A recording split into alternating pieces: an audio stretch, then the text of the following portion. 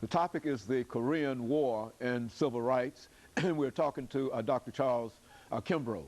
Dr. Kimbrough, let's move you into your collegiate education. As a matter of fact, I think that you've already indicated that there was never a real tradition among your family, being a rural family, to think in terms of education, especially higher education. How did you become involved in higher education? Well, after finishing grade school, I wanted to go to high school and told Papa that I did. And he reminded me that somebody had to stay there to help on the farm. And of course my two older brothers had left, and I looked around for somebody and I only saw myself. And so I stayed on the farm 2 additional years after finishing grade school prior to starting the high school. And speaking of the Army, I went to be drafted, and of course because of a childhood accident, I was not accepted, and so I was 18 at that point. So a bus started coming within a mile of our house, and for colored people, or white people apparently thought it was a pretty good thing at that point to that colored people should have an opportunity to go to high school 10 miles away. So I got on the school bus at that point and started the high school, and went for 2 years.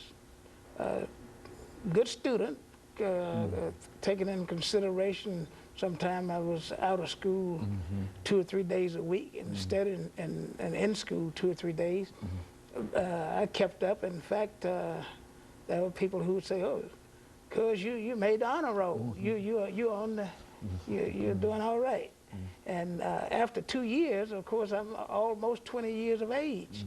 And even though I had been rejected when I first was drafted, then I said, well, you know, if I can no longer play football, Tennessee has its tradition of you're out of the game, you get after your 19th birthday. So I said, maybe I'm going to volunteer for the Army. And went to the Army, volunteered, made a good score, as I understood, because there was no great demand for soldiers in 1947, war having been completed in 1945. So I went to the Army, was accepted in the Army,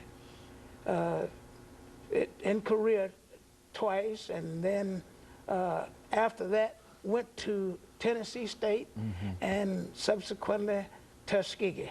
So I was there again. Well, I'm traveling, breaking new ground every time I trod on something, but I'm moving on. So that's how I got to college. That granted me a college education, GI Bill. I had some pretty high sights. Somehow I didn't know how I was going to get there.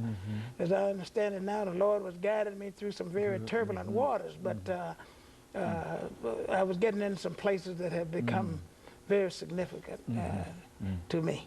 Well, now, how was Tuskegee Institute when you first arrived there? And what influence were you able to see of Mr. Washington's presence, not only there, but throughout the state of Alabama, in the South, in a real sense?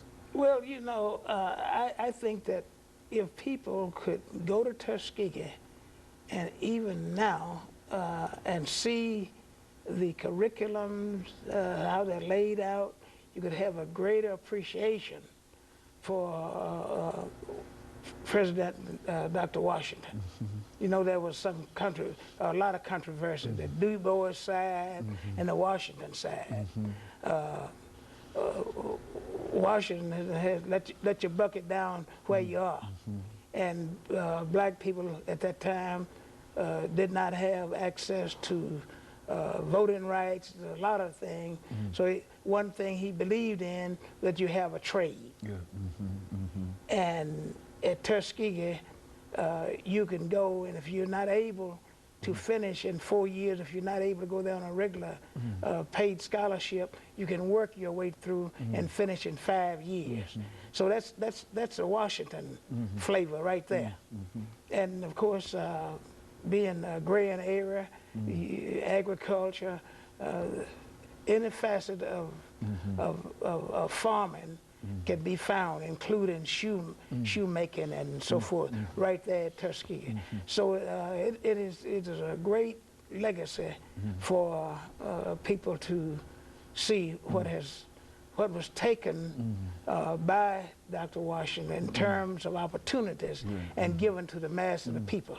You know, one of the features that you see on Tuskegee right now is the veil of ignorance being lifted from the face of the ex-slaves. So that's a part of the flavor right there.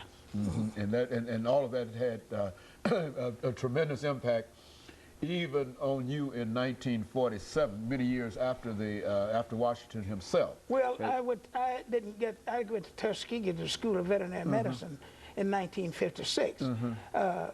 And that was a critical time because the NAACP, speaking of the NAACP, it was disenfranchised from the state of Alabama. That should tell black people now, if you want to know what the NAACP does or what it has done, it shows you that it was the kind of force that people who could just make their own laws almost on technicalities. You know, you don't reveal your membership roll, then you're not registered in the state of Alabama. We're disenfranchised. You can't operate.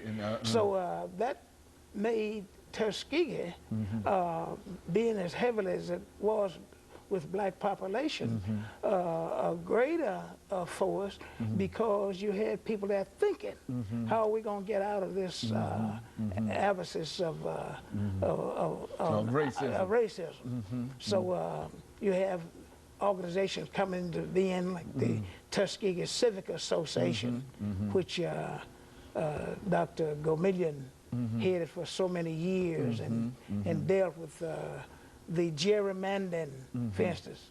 That's one thing. Tuskegee, unlike any other county probably Dr. Kimbrough, let me interrupt for this second commercial break, and after which we'll come back and then we'll allow you to continue this conversation. And of course, we'll be back with our audience following this very, very short commercial break.